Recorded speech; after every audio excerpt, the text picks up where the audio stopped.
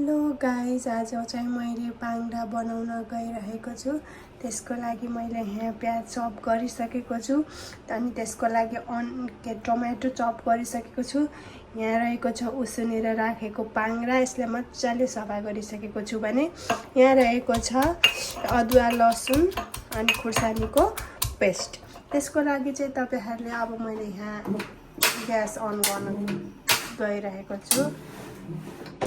हाम्रो यहाँ तेल पनि लगभग तातिसकेको छ। यसमा मैले थोरै मेथी,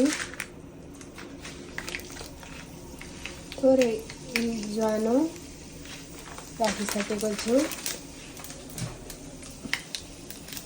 अब यसलाई हल्का रातो हुन दिने, हल्का, धेरै पनि हैन।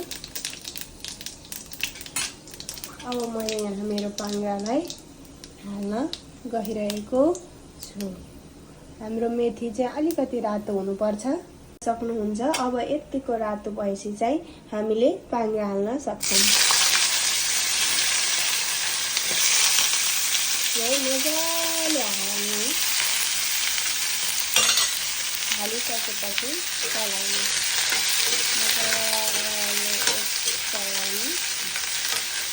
आफ्नो स्वाद हो है। मलाई चाहिँ जिरा र मेथी पड्काको मन पर्ने हुनाले चाहिँ मैले पड्काको, तपाईहरुले स्किप गर्न पनि सक्नुहुन्छ। अब यसलाई एकछिनसम्म भुटिनलाई छोडिदिने। यो मजाले भुटिन्छ अनि त्यसपछि हामीले प्याज, अनियन, प्याज अनि टमाटो चप गरेको र यो लसुन अदुवाको पेस्ट राख्नेछौँ। अब यतिको भुटिसकेपछि चाहिँ अब मैले प्याज हाल्न गइरहेको छु। अब प्याजलाई पनि मजाले रातो हुने बेलासम्म भुट्ने। यसलाई उल्टाइ गरेर मजाले भुट्ने।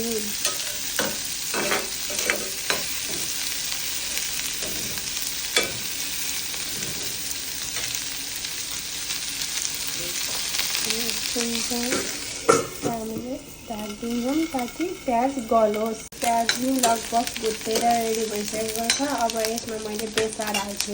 बेसार हालेँ, अब यसलाई चलाउँछु। अब यसमा हाम्रो टर्न आउँछ चप गरेको टमाटो। स्वाद अनुसार तपाईले जति पनि राख्न सक्नुहुन्छ है तपाईले चाहिँ। मैले चाहिँ आज यसलाई अलि ग्रेभी नगरी हल्का रोस्टेड नै खानु मन परेको भएर चाहिँ यो गर्दैछु। यसमा मेन रहेको छ ginger garlic and chilli paste. अब यसलाई मजाले यहाँ हालेर चलाउने।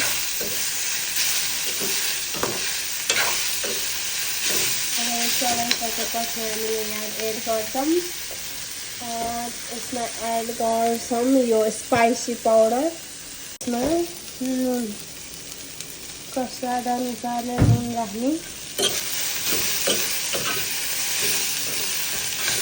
मलाई अलिकति पिरो स्पाइसी खानु मन लागेर चिली फ्लेक्स राखिराखेको छु।